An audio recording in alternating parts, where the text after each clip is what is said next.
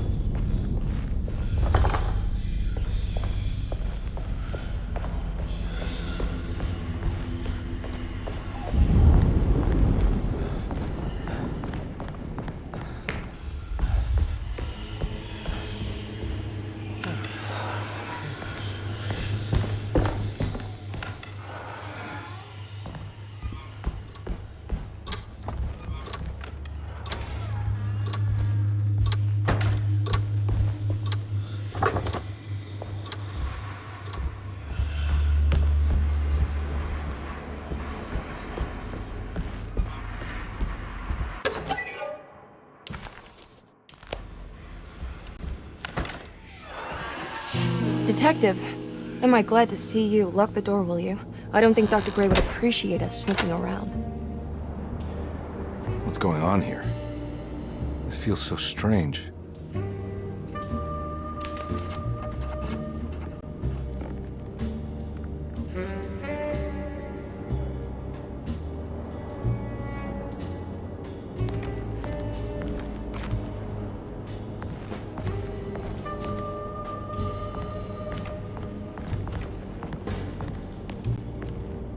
Have you found anything? What? Yeah, I've seen some things. Okay. Let me know if there is anything you want to talk about.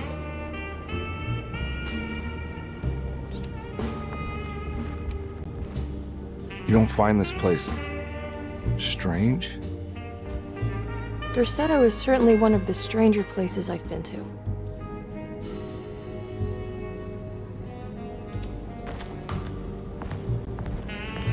There's a book missing.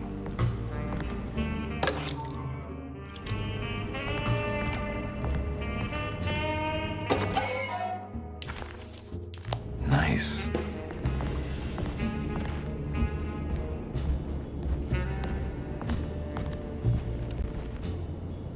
This room feels too real. Hyper real. More than anything I've ever experienced. Okay. I don't see what you mean. Forget it. I gotta get back to breaking the contract. Yeah, that's what I was doing.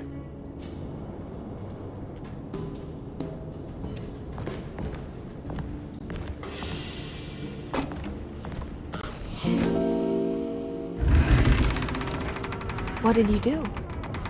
I was just rearranging the books. Well, come on, let's check it out.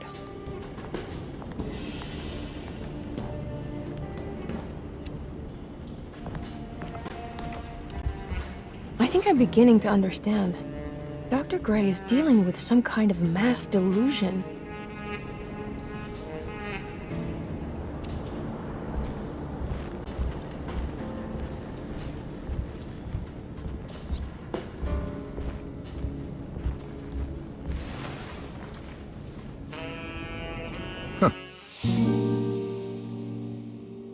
Has that been there this whole time?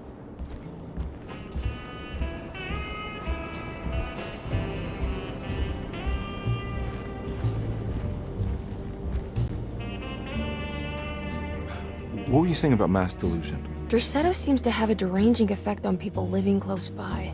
It has a history of creating cults devoted to some nature goddess. Even the name Derceto refers to the cult existing here before the Civil War. Derceto was the name of an ancient fertility goddess worshipped in Syria. Dr. Gray and his friends, however, seem to prefer the Black Goat of the Woods with 1,000 Young, or Shub-Nigroth. And that name can only have come from my uncle's twisted mind.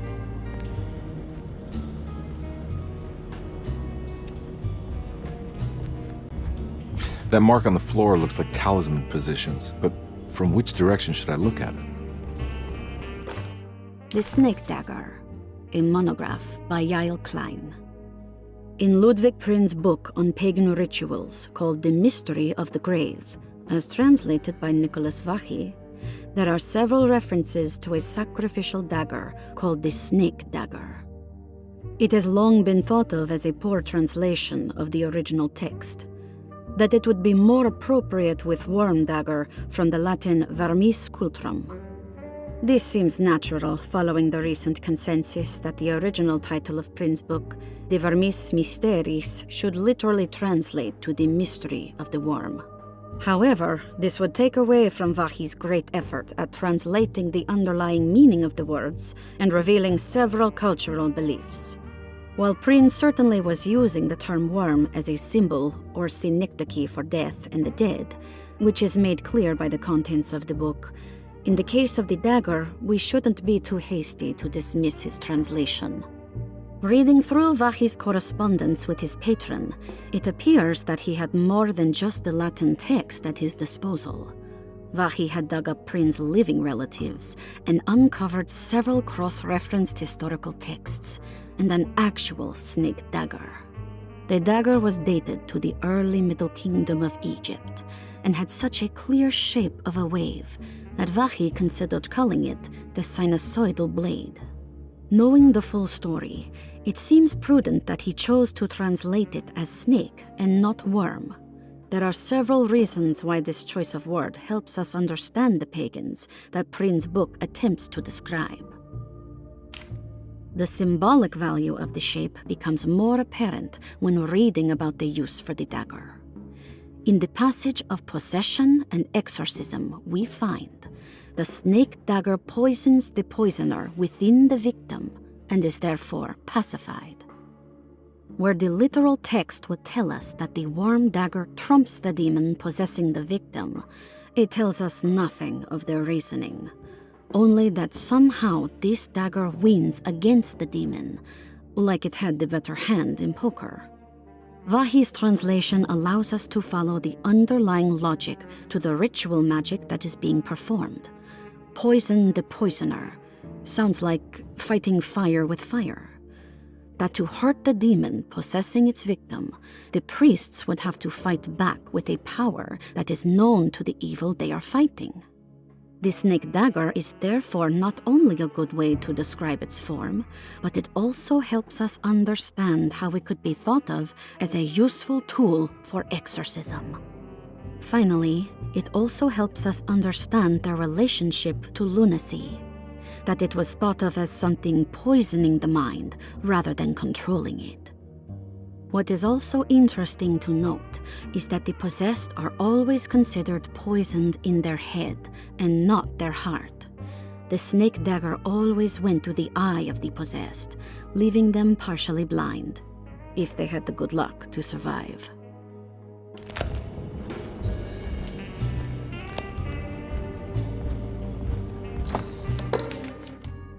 Good to finally meet you, Mr. Hartwood. I'm here on the behalf of your brother Philip. You were expecting me, weren't you? Yes, you're from the Citadel, no? That's right. I just wanted to ask you a few questions to see if there is anything I can do to help you and your family. Okay. I understand you're full of imagination. You make up a lot of things. I suppose. And you obsess over them, blurring reality and fiction. Sometimes.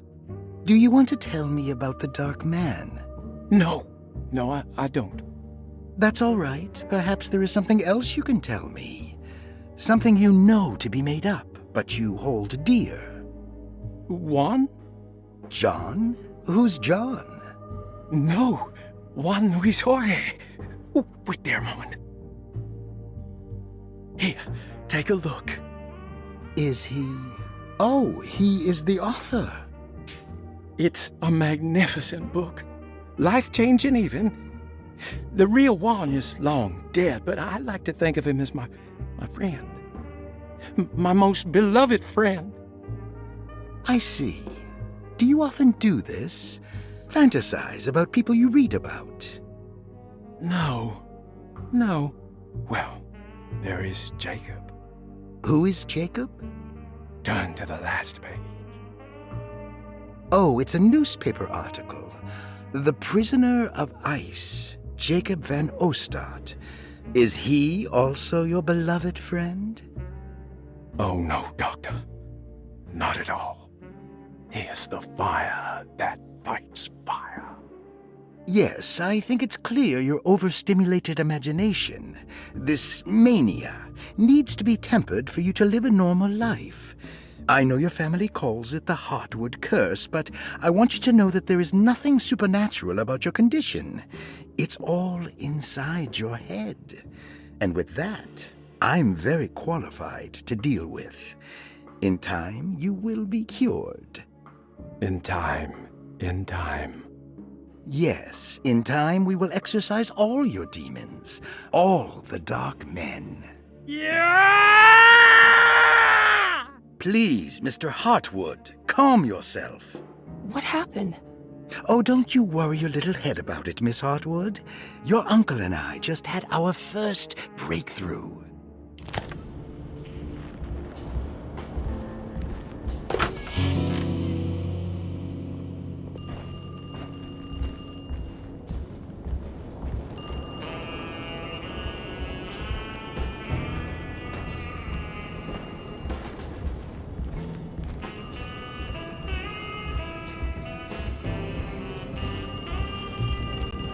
I think all of them are in this cult business? Even Jeremy? I'm not sure any of them have a choice at this point. We just need to find a way to stop all of this.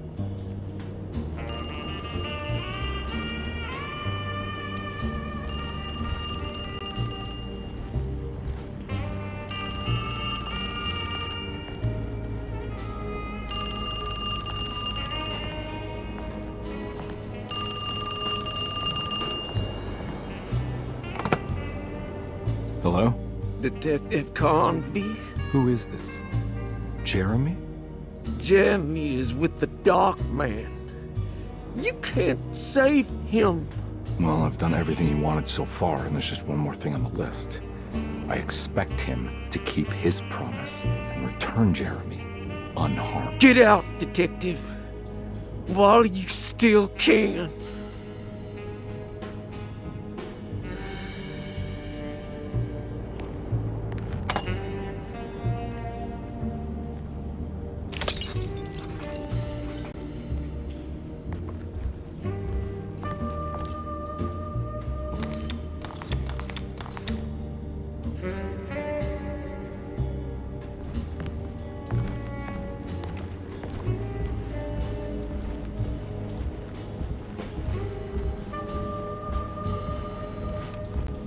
I've been so busy trying to free your uncle from the promise he made to the Dark Man, I guess I kind of just let everything else go.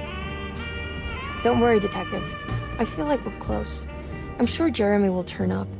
If he is part of the cult, he wouldn't want to miss the Feast of St. John. I just need enough information to make him see the truth. I hope you're right, but I doubt he'll show up. Not as long as the Dark Man's got him hiding.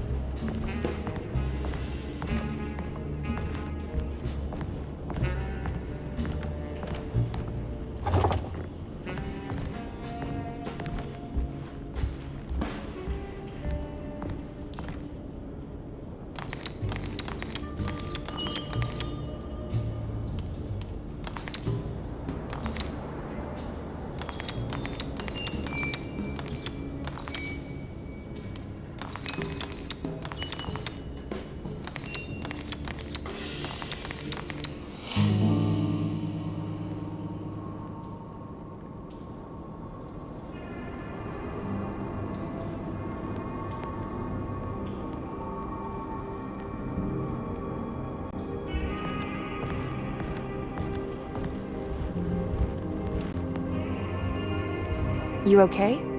You look a little frazzled. Just stupid telephone. I know. I tried calling the police earlier. The telephone is completely dead. It's not... Yeah, no, the telephone isn't working.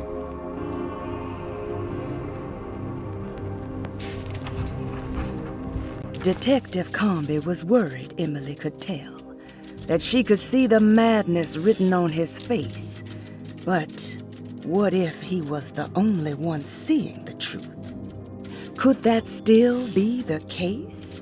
If only he could find evidence that would make her understand that he had seen beyond the veil, or at least something that would show her he was worth the money she was paying him.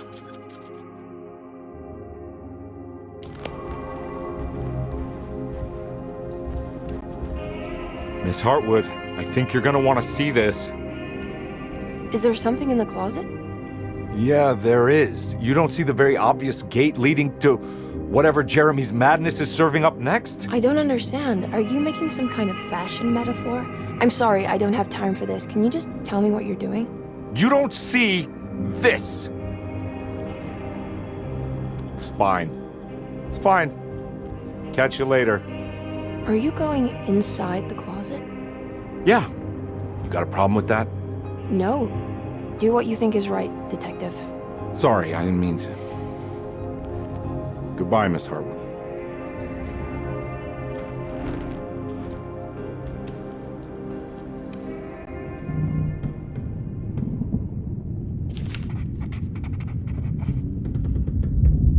Disheartened by his failure to make Emily understand what he was doing, Detective Conby actually felt better seeing the frozen hell before him. There was a finality to it. Its clear symbolic opposite to the dark man's desert made him realize this was the end. Soon it would all be over.